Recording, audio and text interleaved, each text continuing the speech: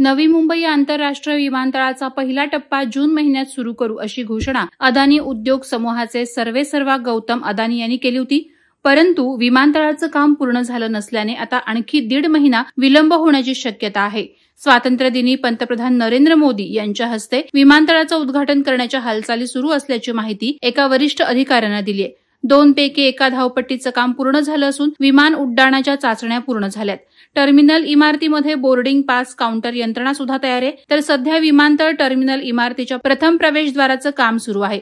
London येथील एका नामवंत कंपनीनं या विमानतळाच्या टर्मिनल इमारतीच्या प्रवेशद्वाराचे अनोखे संकल्पचित्र रेखाटलं आहे. मात्र या आकर्षक संकल्पचित्रात रेखाटल्याप्रमाणे प्रवेशद्वारावरील कलाकृतीमध्ये 60 ते 70 मीटर उंचीवर अल्युमिनियमची प्लेट जोडणी करणं हे सर्वात जोखमीचं काम आहे.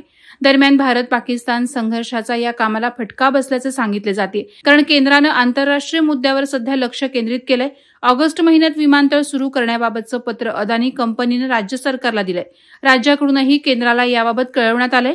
याबाबत सिडको मंडळाचे उच्चपदस्थ अधिकारी आणि अदानी समूहाच्या जनसंपर्क विभागाला संपर्क साधला, मात्र प्रतिक्रिया मिळू शकली नाही. उद्घाटनानंतरही प्रत्यक्ष उड्डाण सेवा सुरू होण्यासाठी काही कालावधी लागणार आहे, असं विमानतळ सूत्रांनी सांगितलं आहे.